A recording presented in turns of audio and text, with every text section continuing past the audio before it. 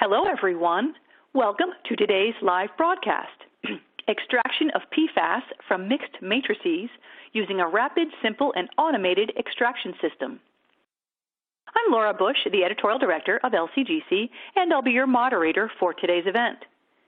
We're pleased to bring you this webcast presented by LCGC and sponsored by CEM. CEM is a science-based technology company dedicated to bringing new, innovative systems to the laboratory marketplace. Their goal is to simplify science by manufacturing automated systems for classic techniques that provide improved speed, reproducibility, and simplicity. We have a few housekeeping announcements before we get started. First, the webcast is designed to be interactive, so we encourage you to ask questions. You can submit questions at any time by typing them in the Q&A box, which you can find on the right-hand side of your screen. You can enlarge the slide window by clicking on the small square icon in the upper right-hand corner of the slide window, or by hovering your mouse over the lower right-hand corner and dragging the window to the desired size. The slides will advance automatically during the webcast. And if you have any technical problems viewing or hearing the presentation today, please click on the question mark Help widget in the dock at the bottom of your window. I would now like to introduce today's speaker. We are very pleased to be joined today by Alicia Douglas-Stell. Dr. Stell has worked with CEM for the past 12 years, having joined the company after completing her PhD in analytical chemistry.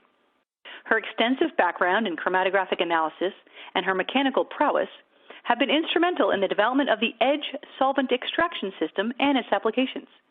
She has been leading the EDGE product since its inception and has traveled the world to identify new markets and develop applications for this innovative technology. Dr. Stell, thank you for joining us today. Please go ahead and get us started. Thank you, Laura, for that kind introduction, and thank you for those who are listening in on the audience today to this talk. Before I get started, I want to make a quick note that I currently have a cold, so hopefully that will not cause any disruptions, but if it does, I apologize in advance. So as noted, the title of this talk is The Extraction of PFAS from Mixed Matrices Using a Rapid, Simple, and Automated Extraction System. So with that, let's get into it. What is PFAS? Well, PFAS are per- and polyfluoralkyl substances. One of the structures of one of them here, this is PFAS, one of the key ones of interest. It is perfluorooctane sulfonic acid. And so this is, most of them have different carbon link chains, but they're fluorinated compounds. I'm not going to get too much into the chemistry in this particular talk, but just wanted to put a representation of the type of substances that we are talking about. But the reason we're talking about this, and I am sure that anybody who goes out there and Googles PFAS can see that it is a hot topic in the news today. It is certainly an emerging topic and will continue to grow as we realize the concerns associated with these substances. They are man-made chemicals, and so we brought this kind of upon ourselves. They have been used since the 1940s, so they've been used for a long time. And they're extremely persistent, and they accumulate in our environment. So this is really where the concern is. We're in the month of February here, and so we just got past Valentine's Day, and they say that diamonds are forever, but so are PFAS. They stick around, and when they stick around, they're also accumulating. Pretty much any one of us, we probably have PFAS in us as it's accumulating in our environment and in our systems themselves. Furthermore, remediation is difficult, so it's hard to clean up these substances. And they have been linked to adverse health effects. I really think that we're going to see more and more adverse health effects linked to PFAS. So this is a big problem. It's something we need to be looking at, and as I said, it's kind of emerging. We're starting to get methods in place as we learn more and more about this. So beyond the fact that the chemicals themselves are scary, They are everywhere. So pictured here is just kind of some of the places that we can find PFAS, but essentially it really is everywhere. The topic of PFAS has primarily been about drinking water to date. That's where our methods do exist, and that's kind of the logical place to start is the drinking water. But if it's in our water sources, it's getting into our soils, it's being consumed into our produce, and that's eaten by our animals, it's getting into our food stuff. And then furthermore, beyond that, it's in our cookware, the packaging that we're cooking our food in, the pizza boxes that we get pizza in, stain repellents, other consumer products. They truly are everywhere. So this is a really big concern because you can't really avoid them. I am giving this talk from North Carolina, and just in our backyard, the Cape Fear River Basin is one of the big concerns right now. So you really can't escape it, and it's something we need to take very seriously. So with that, let's talk a little bit about where regulation currently is at. In the United States, we do not have any maximum contaminant levels for most of the PFAS. There is a health advisory out there for PFOA and PFAS at 70 PPT, but that's even starting to decrease. So these are detected at very, very low limits. There are two EPA methods. We have EPA 533 and EPA 537.1. Both of those methods are for drinking water, and they both are similar processes in that you have your drinking water sample, you run it through SPE cleanup, and then you analyze it on LC-MS. But drinking water is really where those methods lie. And what you'll note in this talk is I'm going to focus on samples outside the drinking water sector. So talk about some of those solid substances. I'm going to talk about soil and then get into food a little bit. And as we continue this PFAS work, we're going to see more and more sample matrices becoming of interest. But really at this stage, we have to adapt all the methods kind of off of the EPA methods that we currently do have. The United States does have a PFAS action plan, so we're working cross-agency, being very diligent, so we are taking this very seriously. There's a lot of current work being done. If we go outside the United States, in Europe, Denmark has become the first country to ban PFAS, and overall the EU is working together to come up with regulation for PFAS. And I make that point, we really do, across the board, need to work together because as this is an emerging topic and is something that is affecting us on a worldwide basis, the best case scenario would be to harmonize methods so that we're all doing this in the same manner. Australia has been in the news a lot regarding PFAS, and they are working on a national phase out of PFAS. So really my point I want to make here is this is a global issue. It is something that as far as world people across the globe need to take seriously, and we need to come up with more and more methods and regulation for PFAS as we move forward. So as I mentioned, I'm going to talk more about solid samples, and particularly going to focus on soil to start with. So a typical extraction of PFAS for a soil sample would be what is pictured here. So essentially you would weigh about 1 gram of your soil into a centrifuge tube. You would then add about 8 mils of methanol. That would then contain your surrogates at that point. You would shake for about 30 minutes, sonicate for 30 minutes, and then centrifuge for an additional 5 minutes. Then you typically do an SPE cleanup. Typically it's some sort of graphite carbon black with an additional 2 mils, brings that final volume up to 10 milliliters. And then and you would add internal standards at this point as well.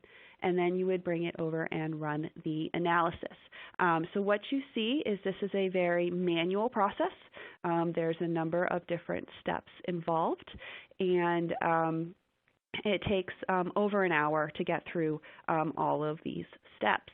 So what I want to talk about as an alternative method is using the edge extraction system.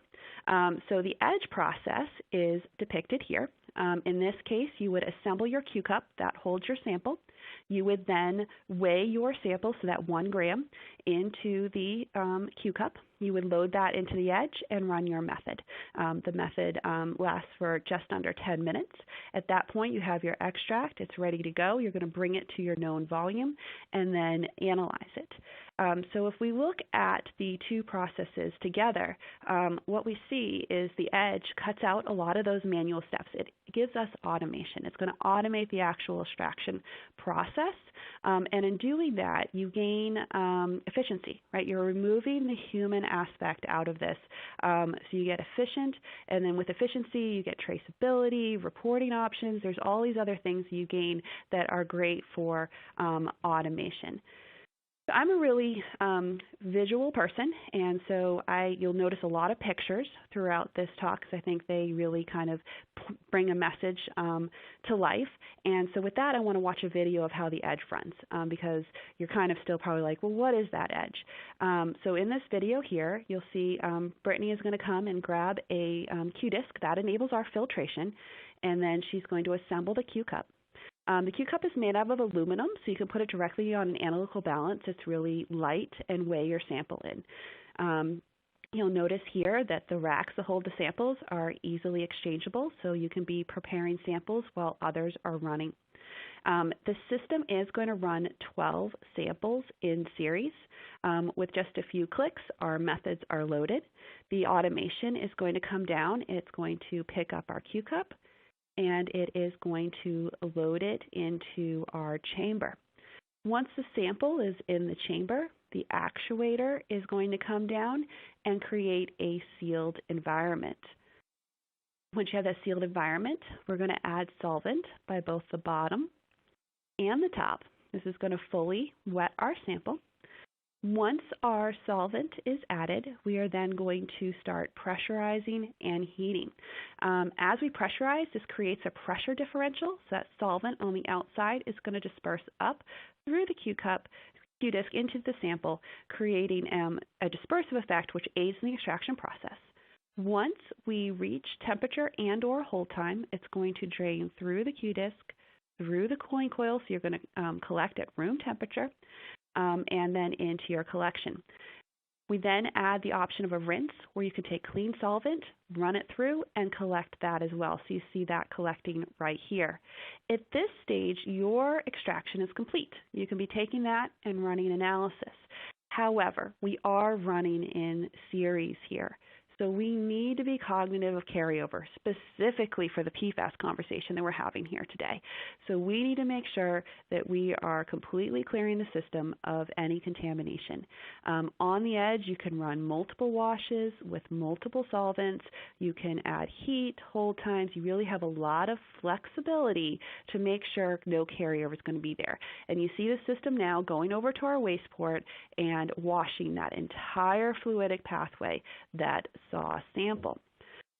So with that, the edge is complete. That entire process, you saw it running real time, so it's very fast. And then another really good feel-good thing about the edge is that your extracted sample, typically that's just waste. However, if you look at that, it is bone dry, and it was just in solvent. That dry sample and that clear extract gives you that feel-good moment that you got a great extraction. So hopefully that gave you a nice introduction to what the edge does and how it functions. Now that's our generic video. I'd be giving that video for any application that I'm talking about. So let's talk a little bit more in detail of what other things we took in consideration for the particular application of PFAS. So again, I want to note automation. That's really where it's at with the edge. We're automating what is typically a manual process.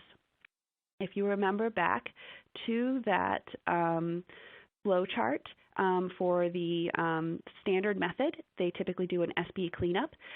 So you can do that in cell on the edge. So in the case of carbon graphite black, you could just add some of that to your Q cup and then your sample. So you can do that cleanup step during that automation process.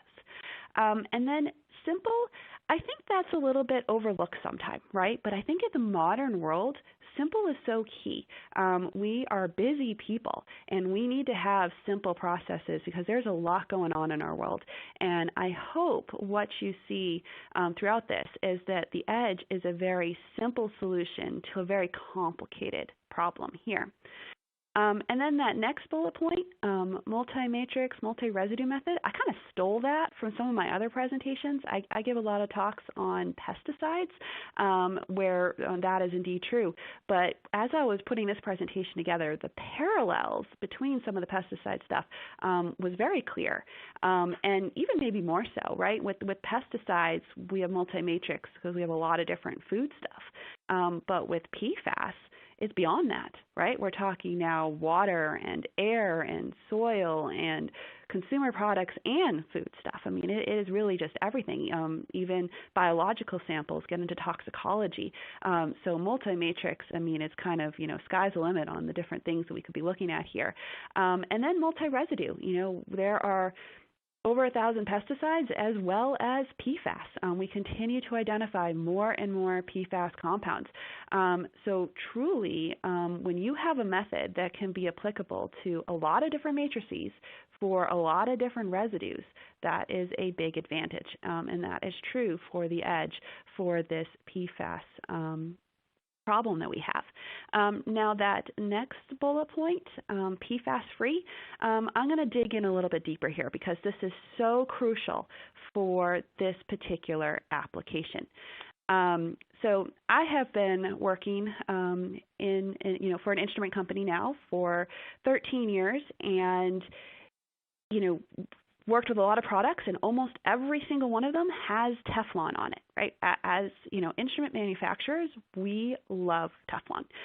It is robust and it holds up. It's inert. You can do high temperatures. It's all these great things that you want for instrumentation.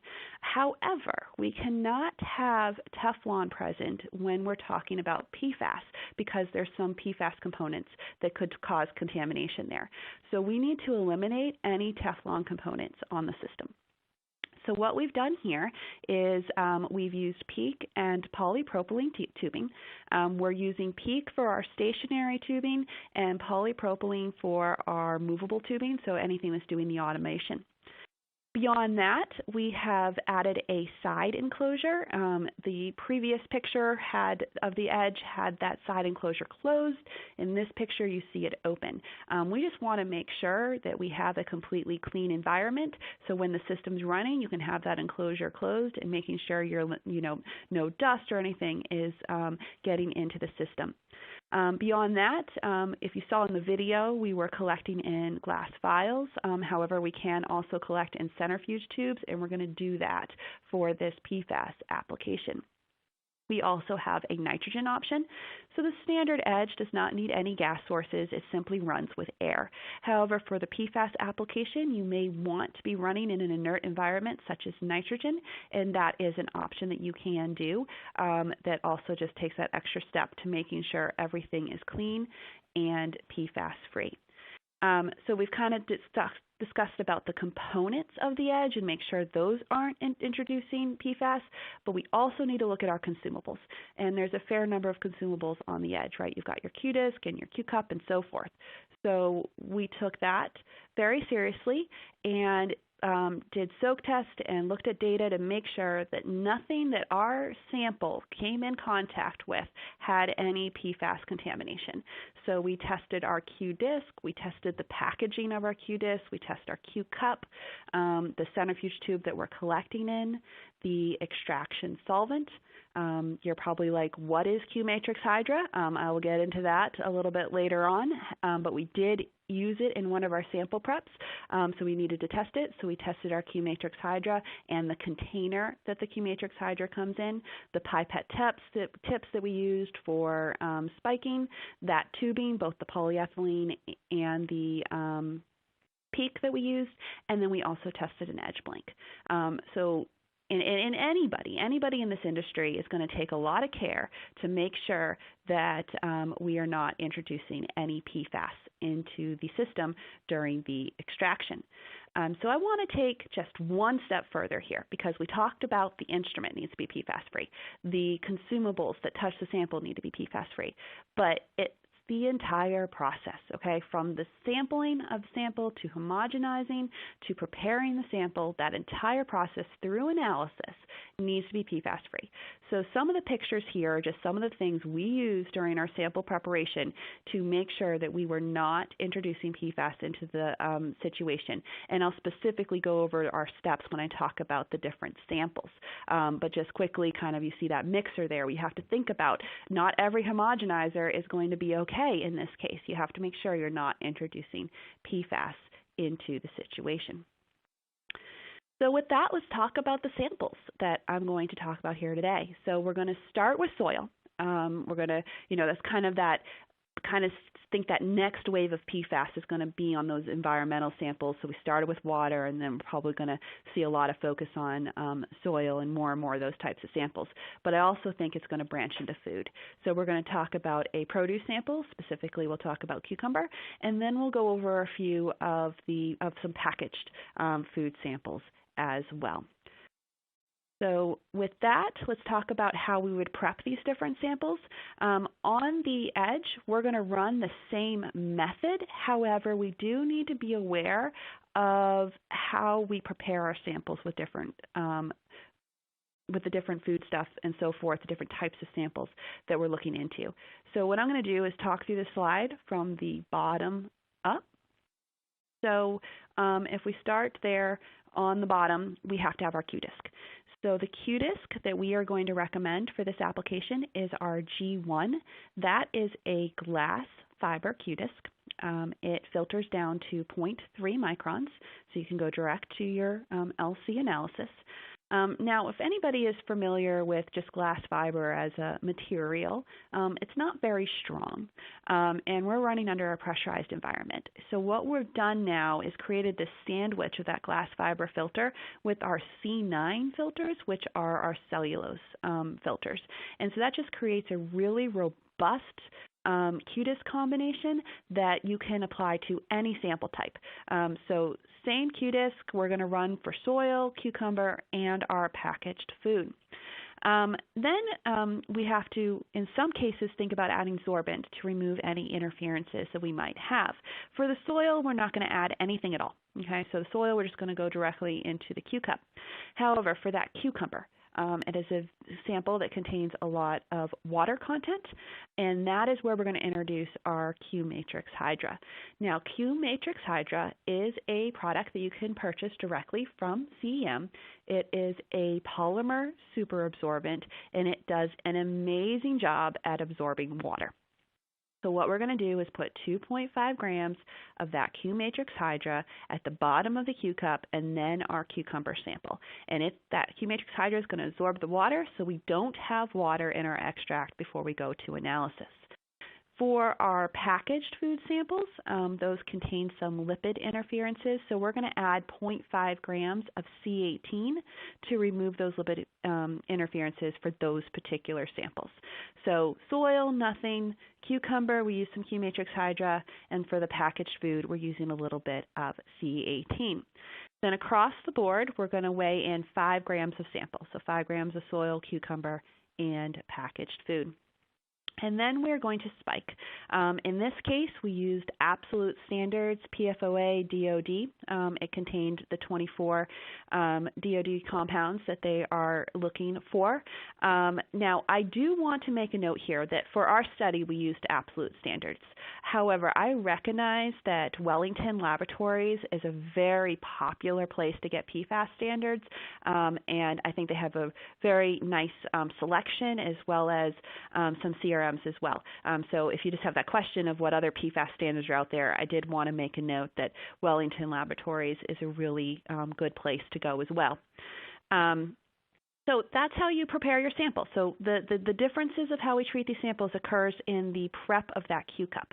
Then we're going to move on and run that same the same edge method for all of these samples. So I'm just going to talk about the edge method, and we use the same method for any of the sample types I'm talking about here today. I want to note that these screenshots for the method were taken directly from our software. So I hope you see just kind of that good user interface that we have, really simple, really amenable to making quick changes, and good for an R&D environment. I'm going to talk about 3 different levels: the settings, the cycles, and then the wash. On the settings shown here, pretty straightforward. We're going to name our project. We're going to pick our Q-disc. And then for collection, we have combine there. All that means is that we're going to be running a 2-cycle method, and we're going to collect both of those 2 cycles in one centrifuge tube. So our final sample is together in one collection. If we look at the actual cycle that we ran for this, please note that you probably can't read the solvent. So that is 80-20 methanol water with 0.3% ammonium hydroxide. And we used HPLC grade solvents for this study. So we did do a 2-cycle method. And if you remember back in the video, I talked about a bottom add and a rinse. But we're keeping this really basic and simple, and so we're actually going to just add for the top in these cases. So we're doing a 10 mil top add. We're going to heat to 65 degrees C. We're going to hold for 3 minutes for the first cycle and 4 minutes for the second cycle. So if you note that, that's got a total hold time of 7 minutes there, and then a little bit extra time for automation. In less than 10 minutes, your entire process is complete. I do want to cover the wash cycles, again, because carryover is something that we really need to be cognizant of, specifically for the PFAS conversation. So in this case, we did 2 wash cycles. We did 10 mils of methanol, followed by 10 mils of the extraction solvent, and then we held that for just a few seconds at 50 degrees C. And we've, obviously, with everything, we are collecting our blanks and running after and confirming that indeed no carryover is taking place. So this next slide I really like to put out there because, again, I want to cover the details. Typically, if you, I watch a lot of webinars, and a lot of them deal with the analysis, which is really great work and things that we need. But often the sample preparation slide is either just one slide or maybe just not even mentioned at all. However, the sample preparation, these nitty-gritty details that we're getting into here in this presentation are important. In the world of extraction, if you don't do the sample prep properly, you don't get good analysis. So we need to be cognizant of how we're preparing our sample. So I don't want to just gloss over the details. I want you to be able to go back and reproduce it and be able to understand each step we took along the road. So for quantitation, you really do need to have a final volume. So we're going to dilute to a known volume to just be sure that we know that volume. And then also for this particular application, we neutralize with 20 microliters of formic acid. So at this stage, we are ready to then now do the analysis. And I will note that this was where we passed off the samples and outsourced the data. So everything up to that last slide we did in our laboratory, and then we worked with Pace Analytical, formerly Shealy Environmental Sciences, located in Casey, South Carolina. And I have to give a huge shout out to Pace Analytical because they have been so helpful in this project. They had really good turnaround times for us. They were kind enough to share their logo and their HPLC MS method here. They shared their SOPs, so we understood how they would typically prep their samples. And so that was all very helpful. So, thank you to Pace Analytical in this. So what they ran then the analysis on is a SciEx 4500 with an Agilent pump system. And the same considerations that we had to take for the edge as far as removing the Teflon components and so forth, the analytical companies need to take into consideration as well. So they're going to, in this case, they use stainless steel lines going into the mass spec and PEEK solvent lines and polyethylene tubing anywhere else. So you see a lot of parallels there of the same things we had to do on the edge. Also, there was a sample chiller at 4 degrees C for the auto sampler. They used a Phenomenex column with the specifications listed there, and then they had a guard filter and a delay column present. The reality here is PFAS is there. So you need these the guard filter, the delay column to really filter out any contamination so that we're getting good analytical data. Did a 10 microliter injection volume. The mobile phase was 20 millimolar ammonium acetate in water and methanol, a flow rate of 1,200 microliters per minute, and a pretty standard gradient. If you note, this gradient is just over 8 minutes long. So the extraction time was less than 10 minutes, and the analysis time was less than 10 minutes. So total process, you've got data in hand in under 20 minutes. That's really great for an R&D environment. I like to make note of how rapid this process really can be. So this picture here, and again, you're going to see a lot of pictures as I talk through my samples. And I usually do this in all my presentations, and sometimes I get a really pretty color story, and other times it's kind of okay. But these are the actual extracts we ran: soil, cucumber, a snack cake, and a turnover, and we'll get into the details of all of those. Please note that for visual purposes, I transferred these extracts into the glass vials because they look pretty there. We did, for any analysis, we used centrifuge tubes. But for pictorial purposes, extracts in the glass vials just give a better picture. And you can more clearly see the clear extracts and everything from there. So with that, let's talk about the soil sample first. So again, here's a picture of the soil pre and post extraction and the actual extract that we had. Not too much going on here. Again, like I said, these samples aren't the most visually appealing as far as the changes that occur. But again, I like to keep myself honest and show everything. You see a little bit of clumping of the soil because we're draining through that, but it's perfectly dry, and we've got a clear extract ready to go for analysis. I do want to note that for our soil sample, we used clean sandy loam from Sigma Aldrich, and we did note a few PFAS in the background of the soil itself. So we made a consideration of that for the data that I'm going to present here. So we wanted to do a pretty comprehensive study. So we're going to talk about a low spike, a mid spike, and a high spike. And we did 3 replicates across the board. And again, we spiked with that 24 compound standard. So I want you to be able to see my numbers. I'm splitting everything up into 12 and 12. So we'll have 2 slides for each of these to cover all 24 compounds.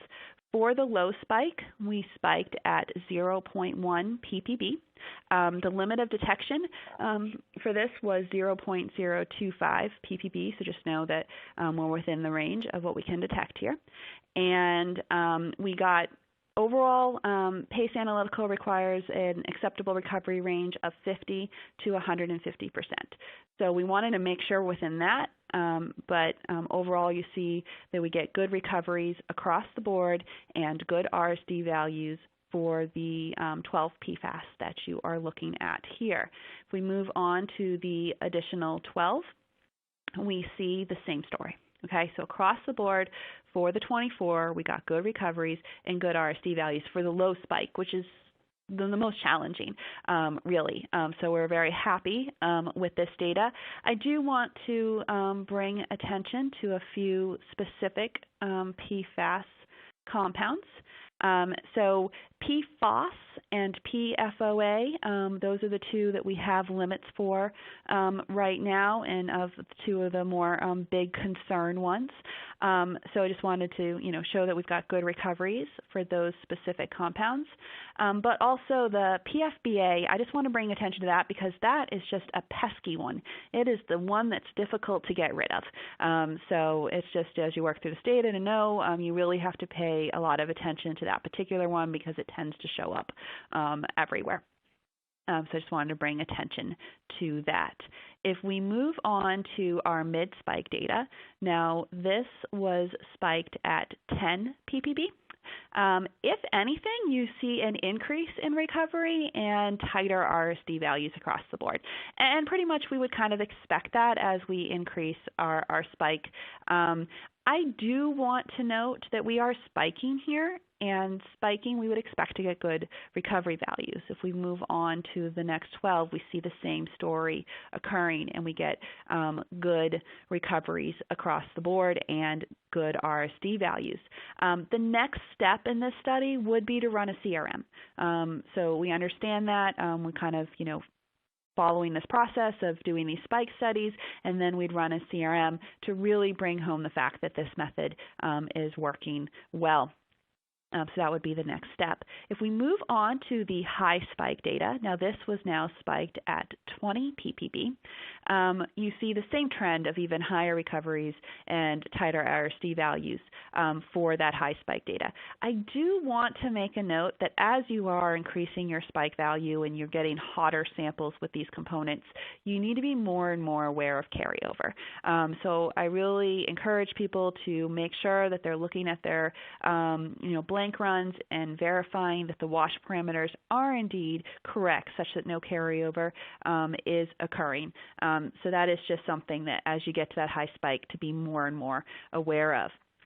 If we look at the final 12 components here, we see across the board, again, good recoveries and good RSD values. So this is going to conclude my talk on the soil. But I hope you see that we got a really strong set of data here showing that we can take that one edge method, apply it to the soil data, get an automated method that gives us really good recoveries for this PFAS compound. So let's talk a little bit now about a produce sample, and particularly we're going to talk about cucumber. Now I want to note that moving forward, we're not going to do any more spiking. We're just going to run the sample and show if any PFAS are present. This is all really preliminary work. There's more work to be done here. I don't know if there's really any methods out there to refer to with like a wet food sample at this stage. So this is really kind of at the beginning stages of the study and moving on to these more challenging sample matrices. So this is definitely preliminary work, and we have more work to do with spiking these compounds and so forth. But anyways, with the cucumber sample, we cut it up with a methanol cleaned knife, and then we homogenized it in that stainless steel mixer.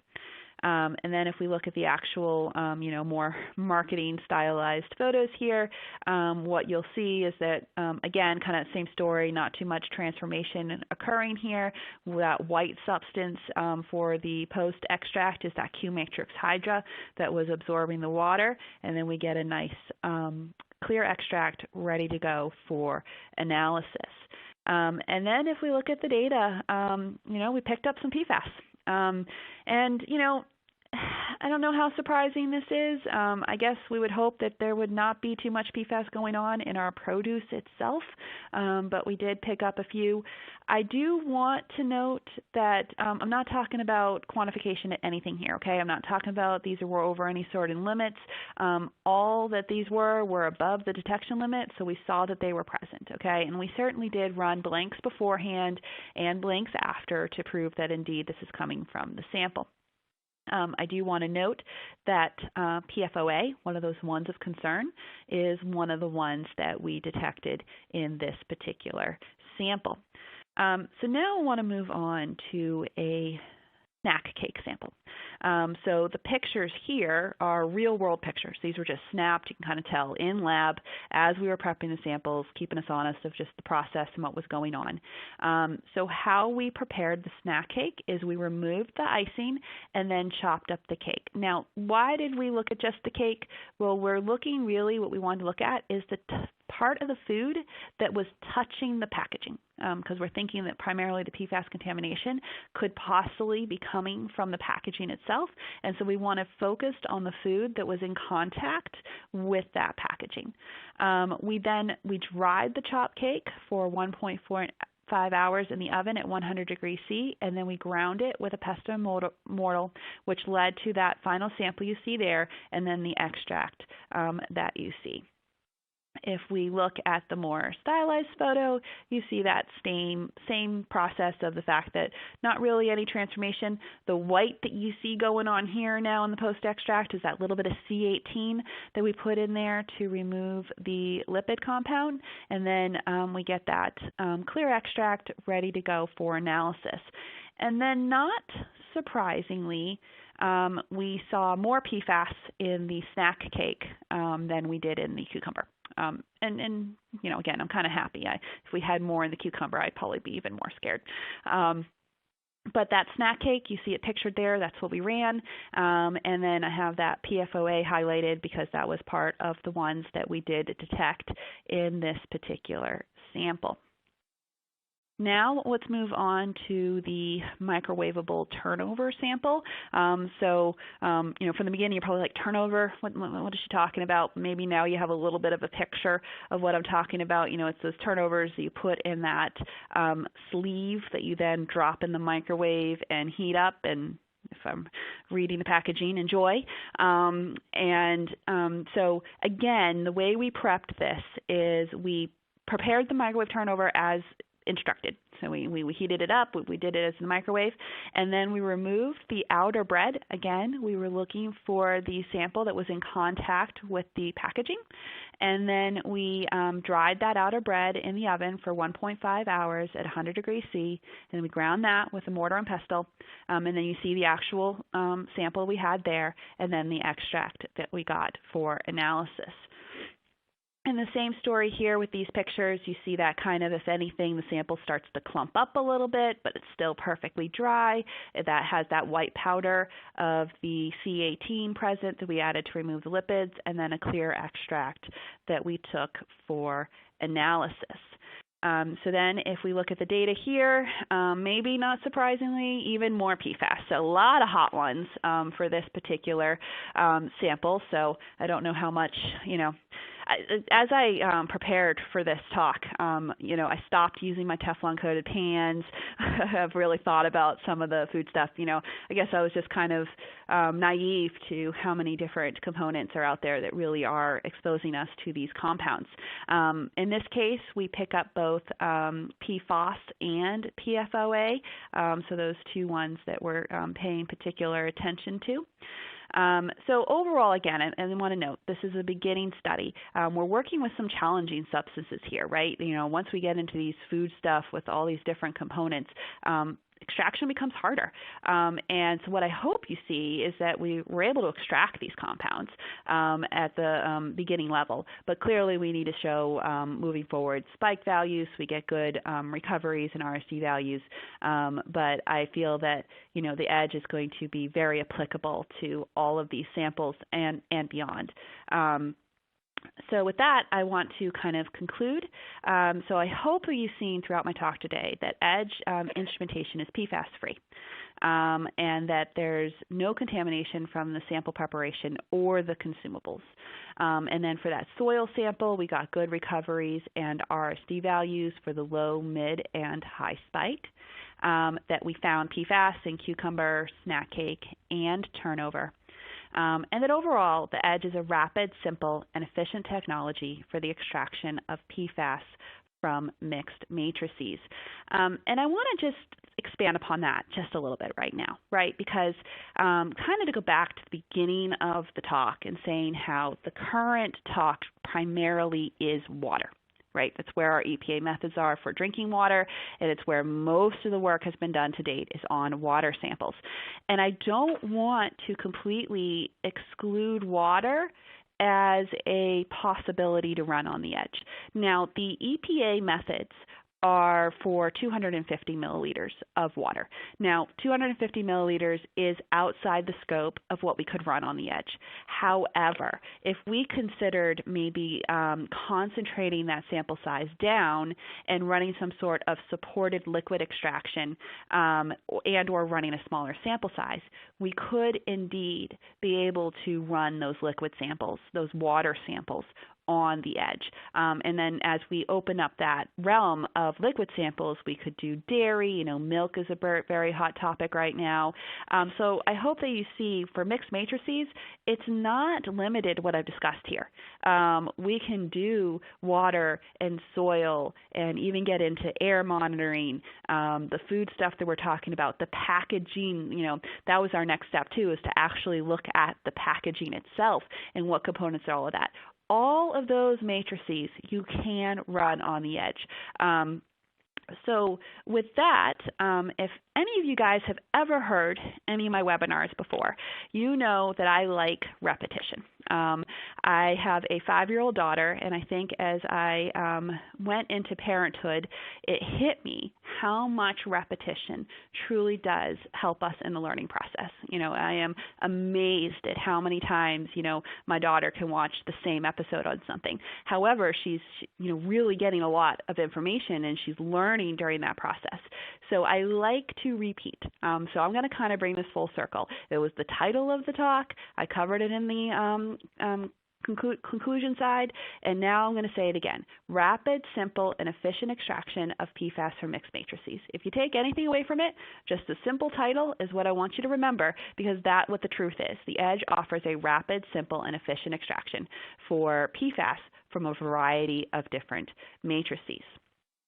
Now, I would be remiss if I didn't talk about how good CEM's sales and service teams are. We truly are where you are. We have 60 associates in the United States and Canada alone, and then we have 24-hour telephone support. And again, I've been working with CEM for a long time, and one of the main things I continue to hear from our customers is how great our support really is. We are here for you. And I'm just talking about our sales and our service teams right now, but beyond that, my team is here for you. So my team is pictured here, and we are always accessible at molecular.support@cem.com, and we are going to assist you in any questions that you might have. And we look forward to conversing with you. I want to thank our CEO and owner, Michael J. Collins. He is not pictured here, but in the picture you do have myself, Brittany Leffler, Candace Calder, Candace Cashman, Benedict Liu, and Maria Swayze. And I cannot say enough about my group. They are amazing. They truly have, they do everything I need. I couldn't do what I do without them. So a big thank you to my group. But here at CEM, we pride ourselves that we have a 1-to-1 ratio, really, of scientists to engineers. And so while I do not have the engineers pictured, they are crucial to this study, and we would not be where we are without them, and we are communicating with them on a daily basis and working with them. So a huge shout out to our engineers as well. So with that, I am going to push it back to Laura for any questions, and I thank you for listening to me here today. Thank you, Dr. Stell. We've got a lot of questions coming in, so let's jump right into them. So here's the first one. Can this system be used for other analytes besides PFAS? Yes, it definitely can. Now, well, okay, let me take a step back. The Edge can. But as you noted, that we had to take considerations for the PFAS system, particularly that has different tubing. So if you purchase a unit that is specific for PFAS, that is a unit that is only for PFAS. So I actually have to apologize because the answer really is no, because that PFAS unit is definitely specific towards that particular application. However, if you order an Edge that then has our standard tubing and so forth, that is applicable to a wide variety of applications, from environmental to food and pesticides to phthalates and plastics and so forth. But yes, the actual PFAS Edge that has all the considerations with the different tubing and so forth is specific for PFAS extraction. Excellent. When you say in-cell cleanup, how does that work? Yeah, and I think that's pretty crucial to this study here because the EPA methods, or at least for the water, are calling for that cleanup, right? And so potentially it's going to be written into the method, and so you're going to have to do some sort of cleanup. So we certainly need to make sure that we are addressing that on the edge. And so what you do is just, weigh in whatever sorbent you need for cleanup into the Q cup. So as you prepare your Q cup, you put that Q disc in, you assemble the Q cup, you put it on your balance, and then you're going to weigh in the sorbents that you need to remove those interferences to your cleanup. So in this case, if you needed some graphite carbon black in there, you would weigh that into the Q cup at that time. Then you would add your sample, and then you would drop that in the edge. So that cleanup step is happening during the extraction process. Is the whole open area in the edge covered with nitrogen? So no. So with the nitrogen option, so on the edge we have an internal pump. And so any single time the pump is used, so that's when it pressurizes the initial cell, and then we use that for purging, it is pulling air. So the way the nitrogen works is that you plumb basically nitrogen to the bottom of that pump, and so instead of pulling air, it pulls nitrogen. So it replaces nitrogen, puts nitrogen in for those steps that we would use air for. So for pressurizing the chamber and for purging your sample at the end. That environment, that tray area where your samples are sitting, that is not coated in nitrogen. So no, that would not nitrogen. It would not be a nitrogen environment at that stage. Once it is in the chamber, through the time the extract is collected, that's where the nitrogen environment would be. You mentioned multiple cycle methods. How many cycles can you extract with? Okay, that's a good question. Actually, really, you're not limited. So you have 12 positions on the edge rack, and you can run 12 cycles if that's what you wanted to do. So you have that versatility of really doing a lot of good R&D work, particularly in, say, the polymer industry, and that might be applicable to PFAS because we want to maybe look at the PFAS present in those compounds. They're going to want to do like an exhaustive study where they do as many extractions possible with cycles to really see at what point we exhaustively have extracted everything. So the edge really pairs itself well to that because you can run up to 12 cycles and collect in the entire rack if that's what you wanted to do for one sample. Why was carbon black not used in the soil samples? Do you think that would have improved the data? Yeah, and actually that's a good point. I kind of didn't really get into the details on that at all. I think, for the everything that we did here, it was just straight sample, no carbon black. And we wanted to go as simple as possible.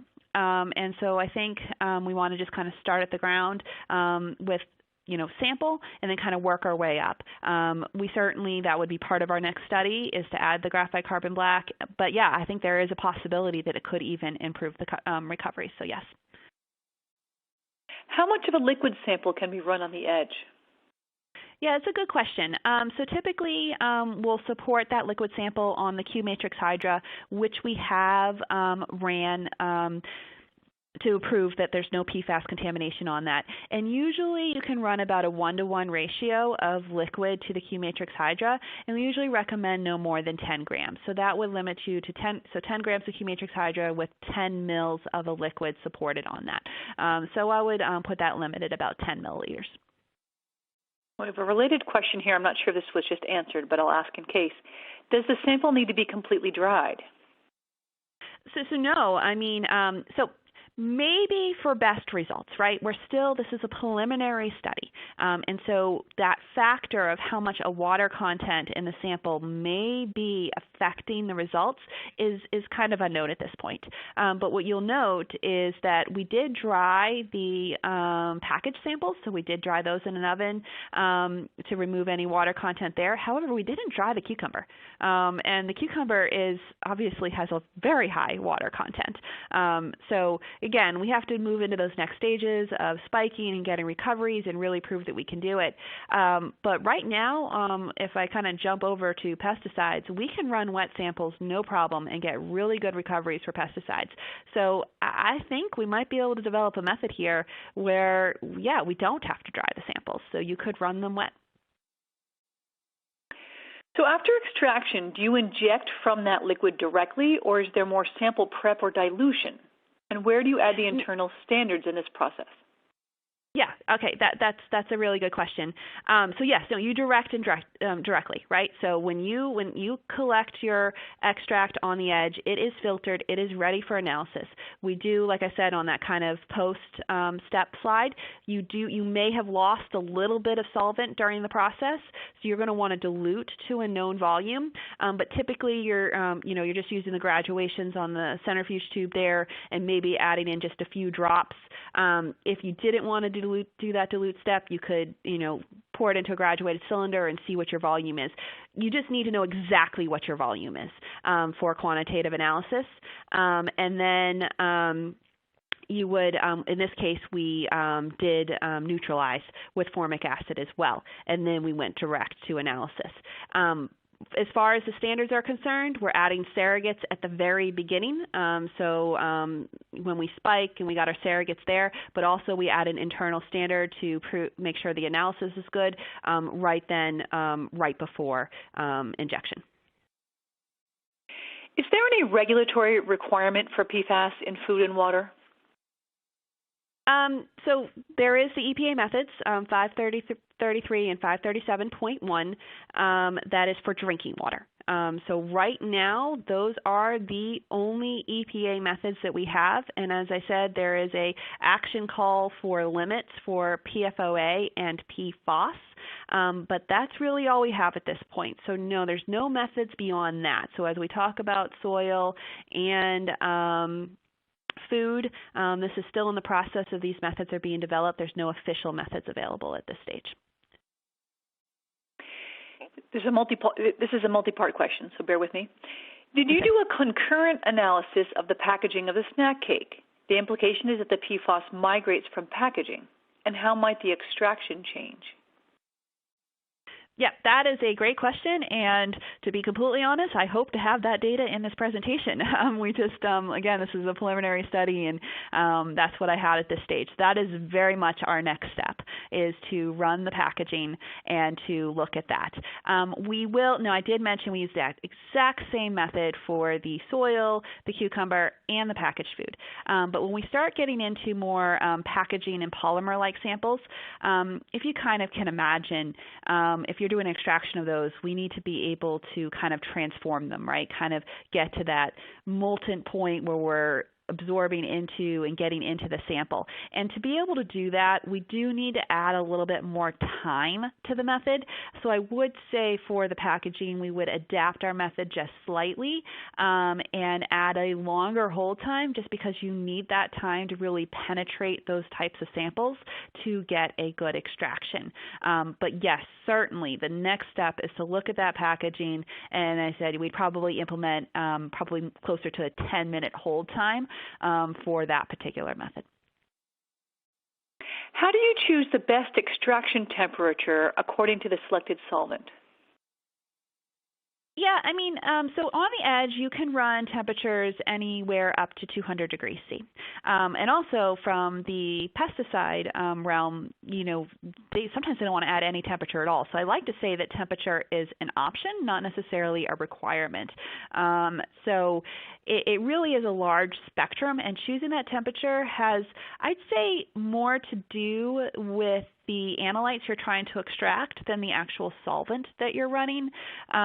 For pressure restraints, there may be some solvents that you're not going to want to take all the way to 200 degrees C, such as say you were using diethyl ether or something like that. You may want to limit that just because you're going to start building up a whole lot of pressure. But from actual extraction point, it comes down to more of the fact that you want to not degrade your analytes. So for pesticides that can tend to start to degrade with temperature, you're going to want to keep that temperature low. But say something like dioxins that are known to be, really, okay temperature thermal, then we're going to want to go pretty high. In general, more heat aids in an extraction. So if you can put more heat in there, that's usually beneficial to the extraction, but you need to be cognitive of what you're extracting and how that's going to affect that. Great. I'm going to squeeze in one last question.